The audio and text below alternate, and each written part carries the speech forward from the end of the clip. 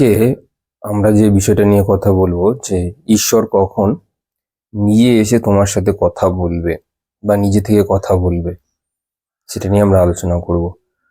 তো প্রথমে এর কিছু না প্যারামিটার্স আছে। কারণ তুমি ঈশ্বরকে কোনো কথা জিজ্ঞাসা করলে বা সঙ্গে সঙ্গে তুমি তার উত্তর পাবে, এরকম খুব কম মানুষের সাথে হয়ে থাকে। প্রথম কথা বলে রাখি, আমাদের যে চিন্তা ভাবনা এটা আকাশ তত্ত্ব রিপ্রেজেন্ট করে। ঠিক আছে, তো আমাদের এই বড় এই সংসারে যে আকাশিক রেকর্ডস আছে সেইগুলো সেইগুলোর মধ্যে আমাদের চিন্তা ভাবনাগুলো সঞ্চিত হিসেবে থাকে।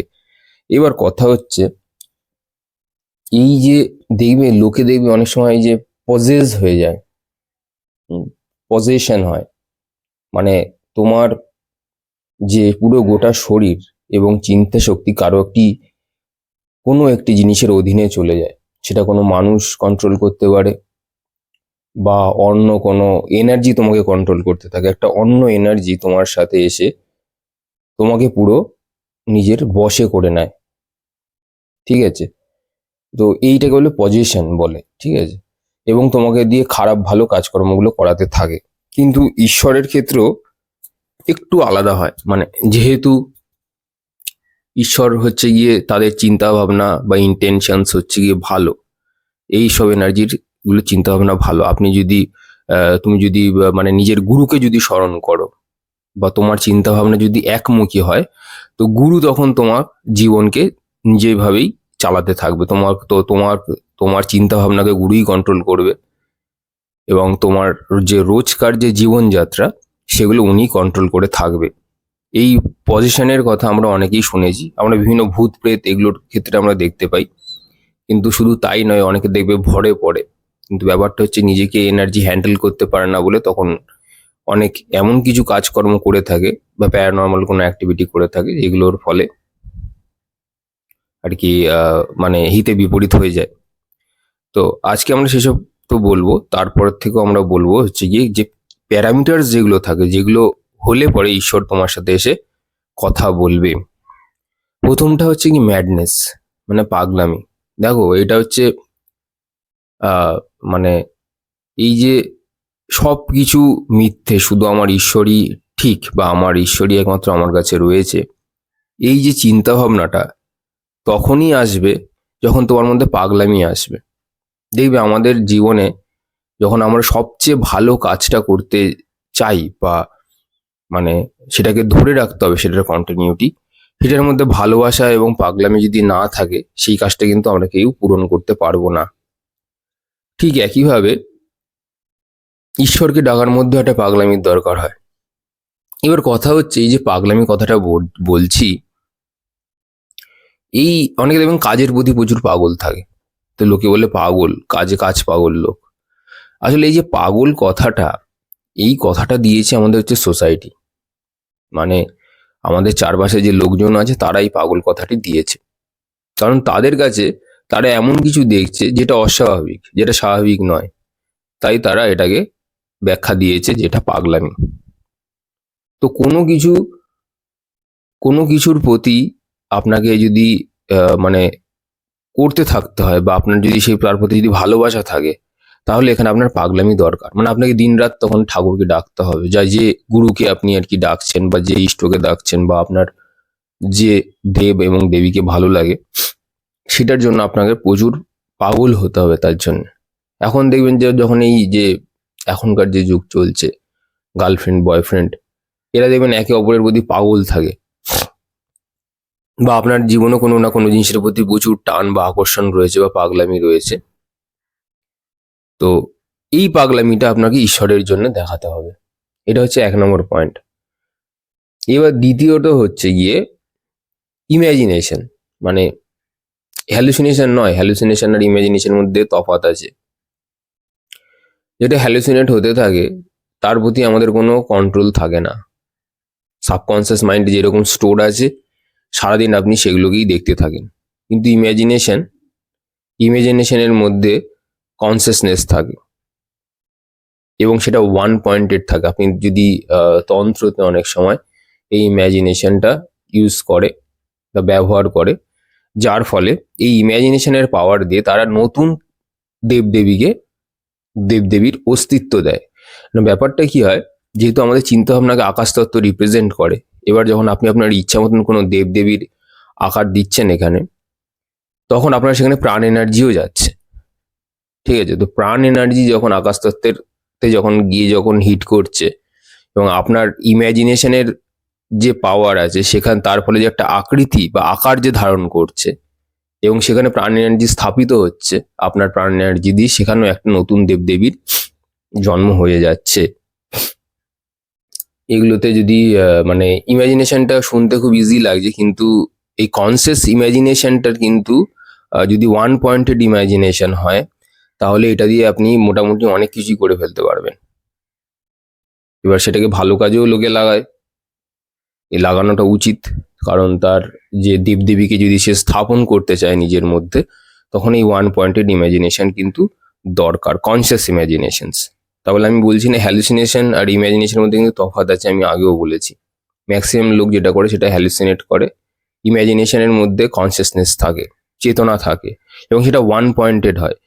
আর হ্যালুসিনেশনে কিন্তু এখন এটা ভাবছেন চলে আসছে মুখের চোখের সামনে, দেখতে পাচ্ছেন কিছু, পরেক্ষণ আবার অন্য কিছু দেখতে পাচ্ছেন। কিন্তু অরিজিনাল যেটা ইমাজিনেশন আছে, যেখানে মানে যেখানে আপনার কনসিয়াসনেস আছে, সেখানে আপনি পার্টিকুলারলি একটা জিনিসকেই বারবার করে দেখছেন। আমি যদি কোনো শিবের মূর্তিকে দেখে থাকি, তো আমি শিবের মূর্তিটাকেই বারবার করে তৈরি করবার চেষ্টা করছি আমার ইমাজিনেশনে। তো ইমাজিনেশনেরও কিন্তু পাওয়ার আছে, এবং যার ফলে কিন্তু সেটাও বাস্তবে পরিণত হয় আপনার ক্ষেত্রে, অ্যাটলিস্ট যে ইমাজিনেশনটা করছে। তো এই ইমাজিনেশনের দিয়ে আপনি যখন যখন প্রথমটা বললাম ম্যাডনেস, তো আপনি যদি কারো প্রতি যদি পাগল থাকেন, তাহলে সেই ঈশ্বর, আপনার ইমোশন যদি তার সাথে অ্যাটাচ থাকে, সেই ঈশ্বরে আপনার সাথে কথা বলবেই। প্রথম নম্বর পয়েন্টটা যেটা বলেছিলাম, ম্যাডনেস। ঠিক সেম ভাবে যদি আপনার ওয়ান পয়েন্টেড ইমাজিনেশন হয়, মানে কনসেন্ট্রেটেড যদি ইমাজিনেশন থাকে এবং যদি সেখানে চেতনা থাকে, তো আপনি যে দেবীকে স্থাপন করছেন ইমাজিনেশন দিয়ে বা তৈরি করছেন এবং সেখানে প্রাণ এনার্জি এনে প্রতিস্থাপন করছেন, তো সে তো দেবী আপনার সাথে তো কথা বলবেই, এবং সে সঙ্গে সঙ্গেই আপনাকে উত্তরটা দেবে। আর একদম প্রথমে বলেছিলাম কি, পজেশন, সে আপনার ভেতর থেকেই উত্তর দেবে। আপনি নিজে প্রশ্ন করবেন কনসিয়াসলি, এবার আপনাকে পজেস করে দিয়ে আপনাকে উত্তরটা দেবে। এটা একটু উইয়ার্ড লাগছে শুনতে, বাট এটাই হয়। আরো অনেক সংকেত হয়, কিন্তু আমি বলছি ইনস্ট্যান্ট অ্যান্সার। তারপরে হচ্ছে গিয়ে পরের পয়েন্টটা যেটা বলবো, সেটা হচ্ছে গিয়ে ক্রাউন চক্র, মানে হচ্ছে সহস্রার চক্র। যদি এইসব করতে করতে মানুষ, দেখবেন শ্রীরামকৃষ্ণকে যদি দেখতেন, যে সে সবসময় সহস্রারই থাকতো, সহস্রার থেকে আর নামতো না সে নিচে। তো ফলে সেখানেই তার সাথে তার মায়ের কথাবার্তা হতো। তো যে ব্যক্তির যদি ক্রাউন যদি আপনার অ্যাক্টিভেট থাকে, মানে সহস্রার চক্র যদি অ্যাক্টিভেট থাকে, তো তখন আপনার মানে যে এটা হওয়া খুব ডিফিকাল্ট, এগুলোকে কেউ প্র্যাকটিস করতে যাবেন না। মানে ইচ্ছে নেই অথচ জোর জবরদস্তি যাচ্ছেন, তাহলে কিন্তু হিতে বিপরীত হবে। তখনকার দিনে এগুলোকে দেখবার জন্য কনস্ট্যান্ট গাইডেন্স ছিল, কনস্ট্যান্ট অবজারভেশনস ছিল, তার ফলে গিয়ে তার এরকম হয়েছে। এই সমস্ত ক্রিয়ার ফলে শরীরে এবং মানসিকভাবে আপনার আর কি এফেক্ট আনতে পারে। তো সেগুলোতে আমাদের উচিত যে আমরা কনস্ট্যান্ট গাইডেন্স বা কোনো গুরুর সাথে সান্নিধ্যে থেকে আমরা প্র্যাকটিস করি। তো ক্রাউন চক্রে যেখানে আর কি থাকে, তখন তখন আপনার বিশ্ব ব্রহ্মাণ্ড সবাই তাকে সাপোর্ট করতে শুরু করে দেয়। ক্রাউন চক্রের মধ্যে সেই ক্ষমতা আছে যে আপনাকে অন্য ডাইমেনশনে বা অন্য তলে নিয়ে যেতে সক্ষম হয় এই ক্রাউন চক্র। ঠিক আছে, কারণ আমাদের শরীরের পুরো গোটা যে শিখর আছে, সে পুরোটাই এই ক্রাউন চক্রে এসে উপস্থিত হয়। তো তাই জন্য এই ক্রাউনের সেই ক্ষমতা আছে যে এই বিশ্ব ব্রহ্মাণ্ড রূপী ব্যাপী আপনি যেখানেই যে তলেই যেতে চান না কেন, সে এটার একটা অ্যাক্সেস পয়েন্ট উপরিতলে যাওয়ার। এবার হচ্ছে আপনাকে লজিক্যাল, পরের পয়েন্টটা হচ্ছে যে লজিক্যাল মাইন্ডের ওপরে যেতে হবে। মানে এটা প্রথমেটা বললাম হচ্ছে ক্রাউন চক্র, সেখানেও আপনার দেবদেবী আসে, এবং এবং এখানে যদি কেউ পৌঁছায়, তখনও দেবদেবী তাকে সঙ্গে সঙ্গে তাকে উত্তর দেবে, তার সাথে কথা বলে। এবার হচ্ছে গিয়ে আপনার যে লজিক্যাল মাইন্ড, মানে আমরা এই সমস্ত যে বলি না যে লজিক দিয়ে সবসময় বিচার করি, কিন্তু যে জিনিসগুলো ধরুন আমাদের চোখে আমরা দেখতে পাচ্ছি না বা যেগুলো অদৃশ্য হয়ে রয়েছে, হুম, তো সেগুলোকে আমরা লজিক্যাল মাইন্ড দিয়ে কিভাবে বিচার করব? সেগুলো তো আর লজিক্যাল মাইন্ড দিয়ে বা বুদ্ধি দিয়ে, সাধারণ বুদ্ধি দিয়ে, মোটা বুদ্ধি দিয়ে সেগুলো তো আর দেখা বা জানা সম্ভব নয়।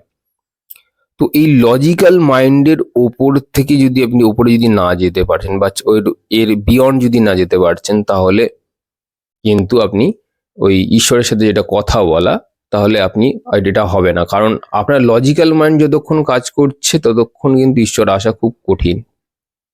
এবং সঙ্গে সঙ্গে উত্তর দেওয়া, এই যে আমি আজকে যে টপিকটা নিয়ে আমরা আলোচনা করছি, ঈশ্বর কখন তোমার সাথে কথা বলবে, তো এই লজিক্যাল মাইন্ড দিয়ে না তাদেরকে অ্যাক্সেস করা খুব কঠিন। তারা অ্যাক্সেস করতে পারে না, মানে তোমার বুদ্ধি যতক্ষণ চলছে ততক্ষণ কিন্তু তারা আসতে পারবে না। তুমি, আমাদের লজিক্যাল মাইন্ড বলছে যে এটা করলে এটা হয়, এটা না করলে এটা হবে না। আমাদের যারা লজিক্যাল মাইন্ড দিয়ে যারা খুব বিজি থাকে, তারাই দেখবেন কিছু মানুষকে এই পাগলামি বা পাগল এগুলোকে ট্যাগ দেয়, বলে দেয় তাদেরকে, কিন্তু এটা ঠিক নয়। তাদের হয়তো সেটাই প্যাশন বা সেটাই তাদের করতে ভালো লাগে। তো লজিক্যাল মাইন্ড যতক্ষণ থাকবে ততক্ষণ কিন্তু আপনি এই অ্যাক্সেসটা পাবেন না। এইবার পরের পয়েন্ট যেটা বলছি, ভক্তির ক্ষেত্রে এখানে কোনো বাধা নিষেধ বা রিচুয়ালস নেই বা নিয়ম নীতি। দেখবেন ঠাকুর দেখবেন কালীকে খাইয়ে দিত, কালী মাকে খাইয়ে দিত, তার সাথে কথাবার্তা বলতো প্রায় সময়। তো এইগুলো লোকের কাছে বা আমাদের মোটা চোখে দেখে মনে হবে যেন মানে সে তো জানে, মানে যে জিনিসটা করছে সে জানে যে এর মধ্যে মা উপস্থিত আছে। কারণ সে তার ওই যে বললাম লাইফ এনার্জি, মানে প্রাণ এনার্জি দিয়ে তাকে প্রতিস্থাপন করেছে তার নিজের মধ্যে। তো সে সবকিছু দেখতে পাচ্ছে, ওই জন্য বাকিরা তো সেটা দেখতে পাচ্ছে না। কারণ ওখানে তো যে ব্যক্তিটি ঠাকুরের সাথে কথা বলছে বা ঈশ্বরের সাথে কথা বলছে, তার যে প্রাণ এনার্জি সেই ঈশ্বরের সাথে জড়িত আছে। দেখবেন বাড়িতে যখন পুজো পাঠ হয়, ওখানে প্রাণ প্রতিষ্ঠা করবার একটা আলাদা একটা মন্ত্র থাকে।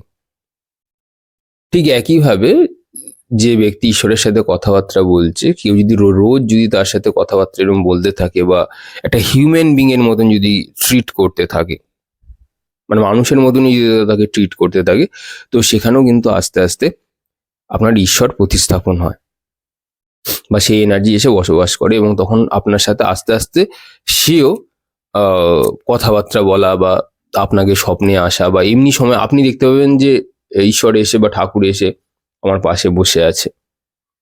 আপনি দেখতে পাবেন অনেককে দেখবেন না, গোপাল দেখে বাড়িতে, মানে গোপাল যারা আর কি রাখে গোপাল ঠাকুরকে, তো তারা দেখে একটা ছোট বাচ্চাকে বারবার করে হেঁটে যেতে দেখে। এটা অনেকেই দেখে, যারা মা কালীর মূর্তি যারা অনেকেই রাখে বাড়িতে। তো আমার নেই, আমাদের ছোট জায়গা। তো যাই হোক, তো তারা অনেক সময় দেখে থাকে যে মা এসছে। তো অনেকেই দেখে এই জিনিসটা, বেশিরভাগ লোকে দেখে। এইগুলো হচ্ছে আউট অফ ডিভোশন, মানে তারা, আমি যে জিনিসগুলো বলছি তারা এই জিনিসগুলোকে ক্রস করেছে, ঠিক আছে। এবার কিন্তু কথা হচ্ছে তারা দেখতে পাচ্ছে, বুঝতে পারছে যে উপস্থিতি আছে, কিন্তু ঈশ্বর সঙ্গে সঙ্গে তাকে উত্তর দেবে এই জিনিসগুলো হতে গেলে আমি যে যে পয়েন্টগুলো আপনাকে বলছি সেগুলো কিন্তু অবশ্যই দরকার। এই যে নো রুলস, আমি যেটা বললাম যে কোনো রুলস কিন্তু নেই, আর কোনো রিচুয়ালস, নিয়ম নীতি কিচ্ছু কিন্তু ভক্তির ক্ষেত্রে হয় না। ভক্তির মধ্যে শুধু ভক্তিই থাকে, সেখানে কোনো নিয়ম থাকে না। নিয়ম থাকলে সেখানে একটা রেস্ট্রিকশন চলে আসে, সেখানে একটা লিমিটেড ভার্সন চলে আসে। নিয়ম যেখানে আছে, নিয়মের বাইরে গিয়ে যখন কোনো কাজ করছেন তখন আনলিমিটেড হয়ে যায়। তো তখনই ঈশ্বর এসে ডাইরেক্ট সরাসরি আপনার সাথে কথা বলবে। এবার হচ্ছে কি, আপনার ইষ্টকে যে আছে বা গুরু যাকে আপনি প্রার্থনা করেন তাকে নিজের বন্ধু ভাবুন। দেখবেন অনেকের বন্ধু নেই, তো তখনকার দিনে বা এখনকার দিনেও দেখবেন যাদের বন্ধু বান্ধব কম থাকে, বা আমরা তার ছেলে মেয়েদেরকে পুতুল দেয় কিনে, তারা যাতে তাদের টাইমটাকে পাস করতে পারে, তাদের সাথে কথা বলতে পারে, তাদের সাথে একটা আর কি বন্ধুত্বপূর্ণ একটা সম্পর্ক যাতে তারা গড়ে তুলতে পারে। তো আপনি যদি ইষ্টকে বা আপনার যে গুরু আছে বা দেব দেবী আছে যাকে আপনার পছন্দ বা ভালোবাসেন মন প্রাণ থেকে, তো তাকে যদি বন্ধুর মতন ট্রিট করা যায় বা বন্ধু ভাবা হয়, তাহলেও কিন্তু ঈশ্বর তোমার সাথে কথা বলবে। এবার নেক্সট পয়েন্টটা হচ্ছে কি, তোমার জীবনের যত প্রবলেমস আছে, মানে যত অসুবিধা আছে, তোমার সাথে কি খারাপ হয়েছে, হ্যাঁ, তো তারপরে হচ্ছে গিয়ে কি কি ভালো কর্ম, কি কি খারাপ কাজকর্ম হয়েছে, সব সব বলো। আমরা আমাদের যন্ত্রণা হলে কাকে বলি?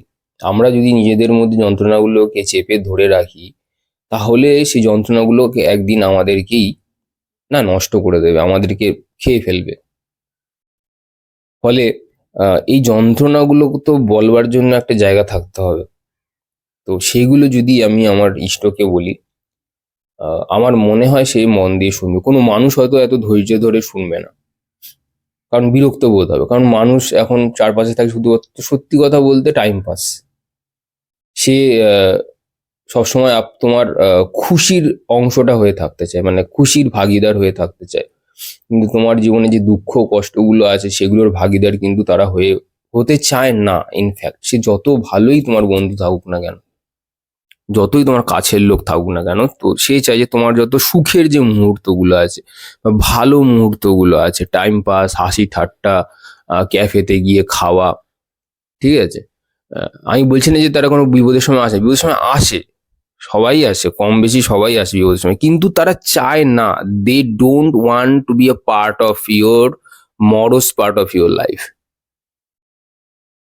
তোমার বিষণ্ণতার যে জায়গাগুলো আছে, বিষণ্ণতার যে পার্টগুলো আছে, সেগুলোর তারা অংশ হতে চায় না।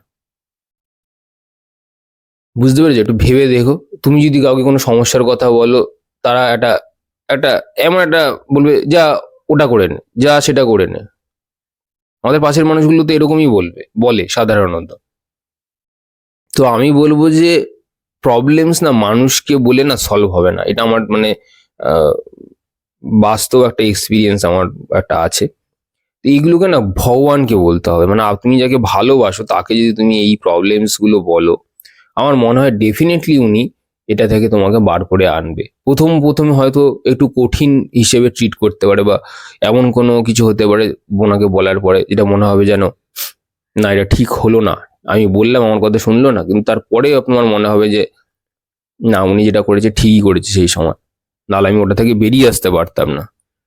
আর শুধুমাত্র তাই না, তুমি একটু ভেবে দেখো ভালো করে, যখন তোমার সবচেয়ে চরম বিপদের সময় এসছে, তোমার যখন পিঠ যখন দেয়ালে ঠেকে গেছে, হাত যখন উপরে উঠে গেছে, তুমি ঈশ্বরকে ডেকেছো আর তোমার সেই কাজটা হয়নি, সবচেয়ে ডিফিকাল্ট কাজটা, এটা কিন্তু হবে না।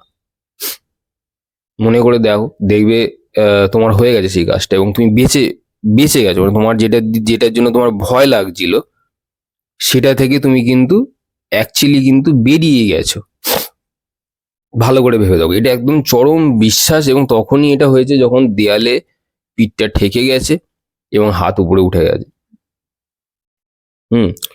এবার হচ্ছে গিয়ে কমপ্লেন করা, কমপ্লেনও করতে পারো, তোমার সাথে কোনো খারাপ কে করেছে না করেছে, এগুলো এক্সট্রিম হয়ে যায়, এটাও যদিও বা করার ঠিক নয়, কিন্তু তাও তুমি এটা করতে পারো যদি তোমার খুব মনে হয় যে তুমি আর মনের চেপে রাখতে পারছো না। তবে বি কেয়ারফুল, যে ইষ্ট দেবদেবী বলছো সে যদি সত্যি জাগ্রত হয়ে থাকে, তবে তুমি যার বিরুদ্ধে কমপ্লেন করছো তার কিন্তু ব্যবস্থা হতে পারে।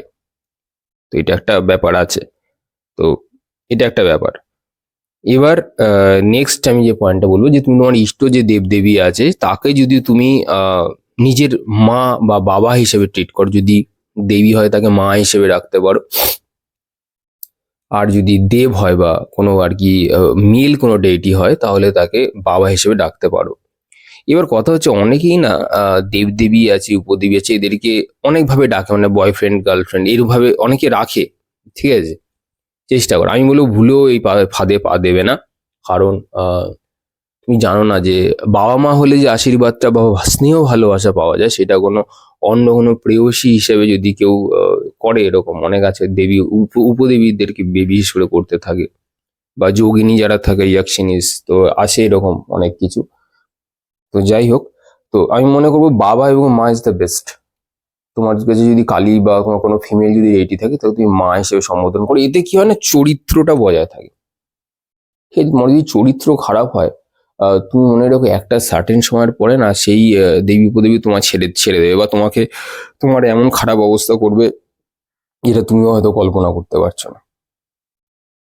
তো এর থেকে বলবো যে দেবদেবীদেরকে বাবা এবং মা হিসেবে ট্রিট করো, সম্মান দাও, ভালোবাসো এবং তাদের প্রতি মানে পুরো উজাড় করে দাও। নিজের যে লাইফ এনার্জি পুরোটাই যেন তাদের প্রতি সমর্পণ থাকে।